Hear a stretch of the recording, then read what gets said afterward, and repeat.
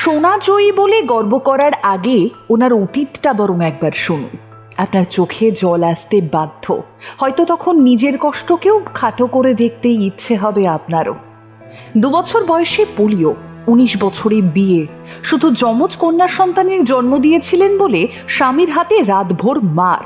সেই নারীই আজ ইতিহাস গড়লেন, কমনওয়েলথ গেমসে জিতে নিলেন সোনা। আসলে এই গল্প হার না মানা এক মায়ের, এক লড়াকু নারীর লড়াইয়ের অধ্যায়। একটা ছোট্ট মেয়ে, বয়স মাত্র 2 বছর, আর এক নিমেষেই যেন পোলিও কেড়ে নিল তার দুপায়ের শক্তি। মা ছিলেন দৃষ্টিহীন আর বাবা ছিলেন সামান্য এক কৃষক।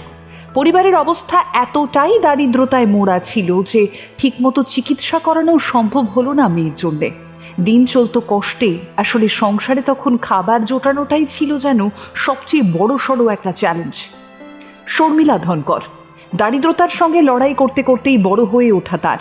পড়াশুনোর স্বপ্ন সবকিছুই যেন বারংবার থেমে যাচ্ছিল বাস্তবের কাছে। আর এরপর মাত্র 19 বছর বয়সে বিয়ে। অনেকেই ভেবেছিলেন হয়তো এবারে জীবনে একটু শান্তি আসবে। না, এলো না। মানুষ ভাবে এক আর বাস্তবে হয় আরেক। শুরু হলো তার জীবনের আরও এক কঠিন লড়াই। বিয়ের কিছুদিন পর তিনি যমজ কন্যা সন্তানের জন্ম দিলেন, আর শুধু মেয়ে সন্তান জন্ম দেওয়ার অপরাধেই তার ওপর নেমে এলো অকথ্য নির্যাতন। শর্মিলা নিজেই জানিয়েছেন, এক রাতে তার স্বামী 11টা থেকে ভোর 3টে অবধি তাকে চূড়ান্তভাবে মারধর করেছিলেন। এমনকি তাকে বাড়ি থেকে বেরও করে দেওয়া হয়।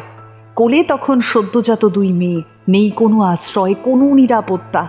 বাধ্য হয়ে ফিরে গেলেন বাপের বাড়িতে। সেখানে প্রায় 6টা বছর কাটান নতুন করে জীবন গড়ার লড়াইয়ে। কিন্তু না, হার মানেননি শর্মিলা। আসলে ভগবানের পরিকল্পনা যখন বৃহৎ হয় তখন আঘাত আসে প্রচুর, কিন্তু সব বাধা পেরিয়ে এগিয়ে যাওয়ার নামই তো আদতে জীবন, তাই না? আর তাই হয়তো নিজেই নিজেকে সাহস জুগিয়েছিলেন শর্মিলা।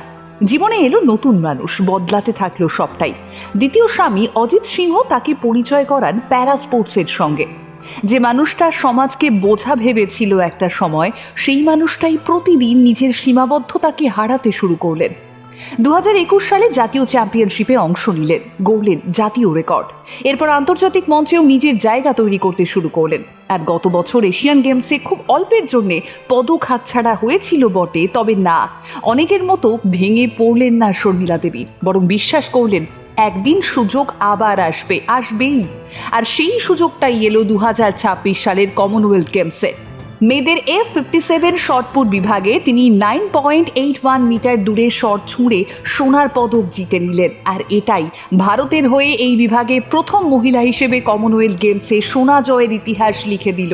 একবার ভাবুন না, যে নারীকে একদিন শুধুমাত্র কন্যা সন্তানের মা হওয়ার জন্য অপমান করা হয়েছিল, যাকে অকথ্য নির্যাতন করে বাড়ি থেকে বের করেই দেওয়া হয়েছিল, আজ সেই নারীর কারণেই দেশের জাতীয় সঙ্গীত বাজলো আন্তর্জাতিক মঞ্চে।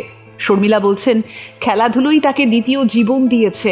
আর তার সবচেয়ে বড় স্বপ্ন এই সোনার পুরস্কারের অর্থ দিয়ে নিজের পরিবারের জন্য একটা বাড়ি তৈরি করা। না শুধু তাই নয়, শেষে তিনি সমাজের উদ্দেশ্যে একটি কথাই বলেছেন, মেয়েদের কখনো বোঝা ভাববেন না। যদি তাদের সমান সুযোগ দেওয়া হয় তাহলে তারা ছেলেদের থেকেও বড় সাফল্য এনে দিতে পারে। আপনি ভালো থাকুন শর্মিলা দেবী। আজ আপনি দেশের প্রতিটা মেয়ের অনুপ্রেরণা, কারণ আপনি বুঝিয়ে দিয়েছেন আসলে পরিস্থিতি নয়, ইচ্ছে শক্তি সফলতার প্রকৃত চাবিকাঠি।